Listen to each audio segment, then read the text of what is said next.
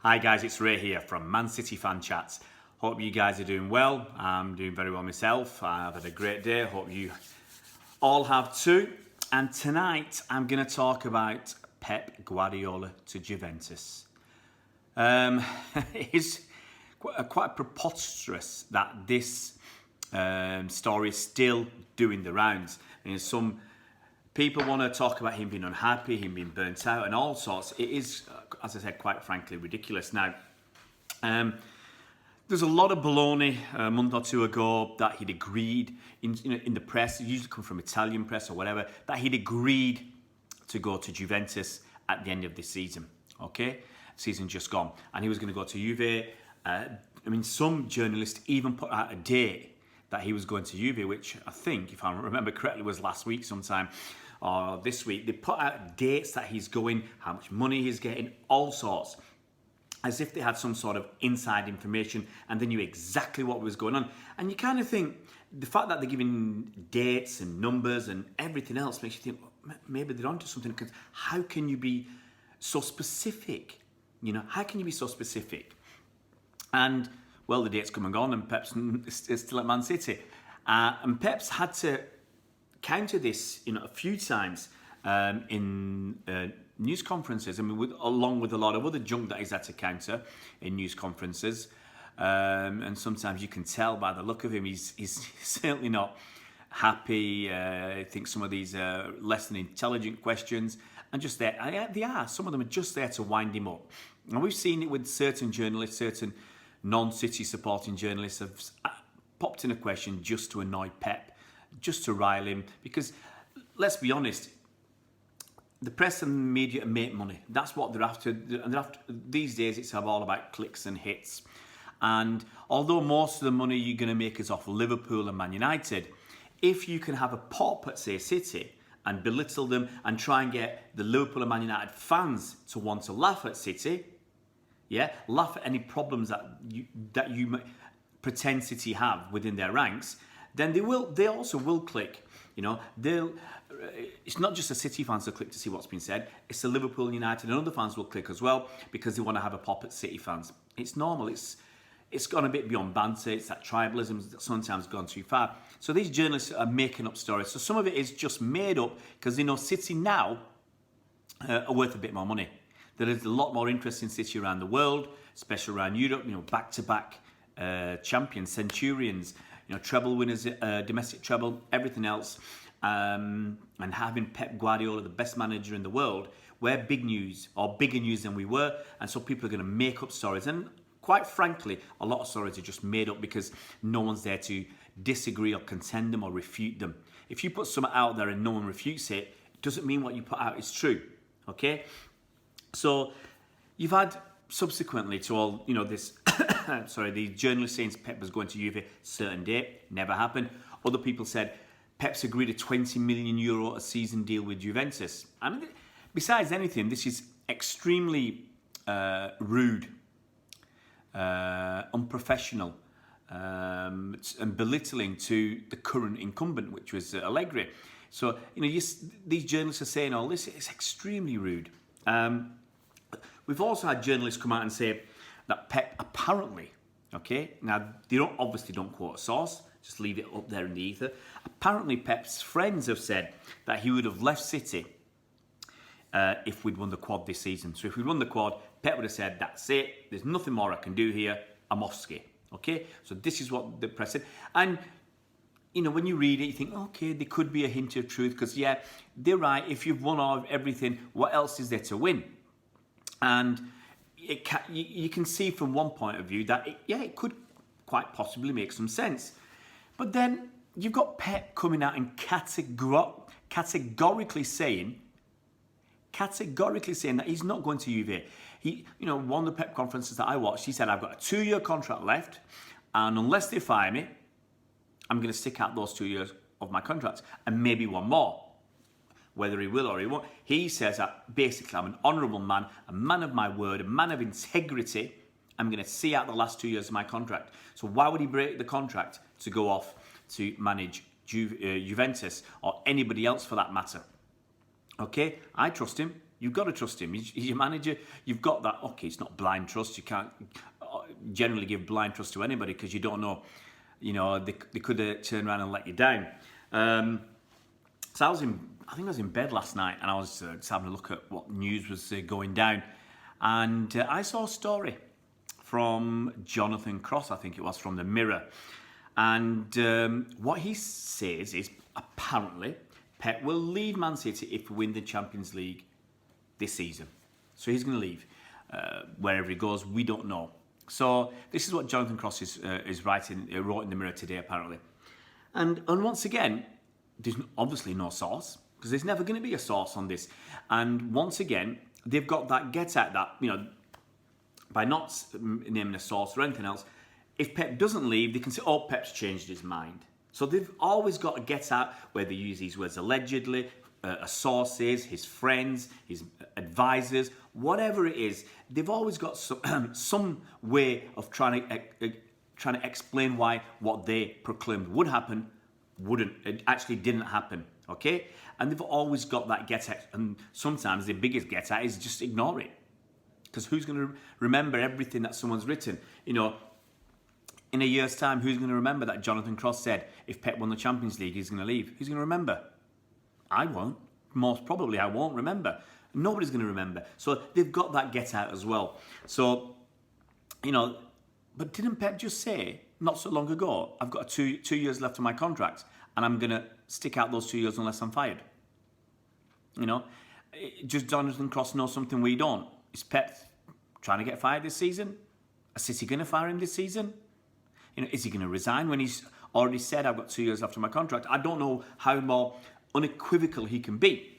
And it's very interesting. Apparently Pep's made he's had to make another comment to the media, refuting this again. And this is what Pep said. I do not take a sabbatical. The news comes out, is repeated, and is not checked. I have 2 years of contract, and if they do not kick me out, I will continue. So once again, Pep has come out and said exactly very similar to what he said a month or so ago, that he's got 2 years on his contract, he's looking to honour that contract, and unless City kick him out, which is possible, very, very unlikely, he's going to stick it out. So I don't know what more he can say, what more he can do. You know, all these Italian journalists who said he was, you know, going to sign on a certain day, even some of the English journalists, what they do, I've said this before, someone puts out a story, other people copy, okay? Because they don't want to be, they don't want to appear that they don't know this information as well. Someone puts something out. For instance, there was a story today in The Sun and about Champions League ban, that it was going to come in the next few weeks. So they put this story out. They said they spoken to a spokeswoman for part of UEFA, and other papers copied it, because that was in the Daily Mail. It was in other papers. So someone puts out a story, others copy, and that's suddenly how, from nothing, and sometimes from a real bum journalist, you can get a rumour that just spreads everywhere. You know, this rumour that spread everywhere. In fact, the biggest rumour at the moment is Sarri going to Juve. Now, I also saw today that some of the journalists said that Chelsea wanted Sarri to stay. I mean, Sarri's still got 1 year left on his contract, and that they're going to make him stay. And then you got Darren Lewis in the Mirror, our good friend Darren Lewis, very honourable guy, who says that he's not, and it's going to be Frank Lampard. You got the bookies, who are another bunch of untrustworthy people who helped, as far as I can see, it would appear they manipulate the markets by suddenly someone comes, the odds drop on somebody, and mug punters come in, piling, thinking, oh, there's a movement in the market, you know, there's a steamer, as they say, everybody's getting on, and they get on because they think, oh yeah, it's a sure thing, and then it doesn't happen, they lose the money, and who wins the money? The bookies. So you got Frank Lampard 4-1 on. Basically, you have to put £4 on to win £1 plus your stake back. So it's, you know, the bookies appear to be saying that Frank Lampard is nailed on to go to Chelsea. If he doesn't, bookies win a lot of money, because for the people who put on, you know, they put on a very, very thin odds. So you've got to be very, very careful these days. We talk about fake news. Fake news is everywhere, okay? Fake news is everywhere. You hear the politicians, fake news. You know, you had Gove talking about, suddenly we find out all these Tory leaders, leadership candidates, a lot of them have had drug pasts, you know, Gove, cocaine. Boris Johnson, apparently he's done a lot of stuff. Other people have done stuff. Someone did some opium, a wedding or something in Iran. By the sounds of it, 4 or 5. I mean, pretty much, it's a drug-fueled group of individuals who are there moralising and telling everybody else what to do. And you had someone like Gove, sorry to switch on to politics, who said, and when he was in head of education, and he wanted it if a teacher had ever taken drugs or cocaine or whatever drug it was, maybe all hard drugs, they were never going to be allowed to teach again. But he's done, and he's admitted to it because I don't think he had much choice. He's admitted to it, so why should he, be anyway? So you cannot trust people. You cannot trust politicians. You can't trust journalists. You can't trust newspapers. You can't trust media outlets. We know all about Sky manipulating stories or adding words or changing things slightly on Raheem Sterling's statement, if you remember, was it last week when they were talking about the trophies that clubs had won, domestic trophies, they just decided to omit Man City from the list. Okay, Liverpool and Man United had 40 odd. Spurs had 17, there's Arsenal and whoever else was there. City got 19 major trophies, okay? But we were not on the list. So a lot of these things, look, they're a professional organisation. They don't make a mistake like that. It's a very basic error. No. Okay, the Raheem Gun tattoo statement, and they added a word at the end. You don't make a mistake like that. You can't blame it on a newbie, on a junior or whatever, because it's a cut and paste. You cut and paste it. How can you add a word that totally changes the context of the statement? No. So you cannot believe what people tell you. You can't even believe pundits. You can't believe presenters. You've got to be very careful. And yeah, I mean, this Pep sabbatical, it's a load of rubbish. There's rumours that if we get a ban from the Champions League, Pep's off. He's off ski again.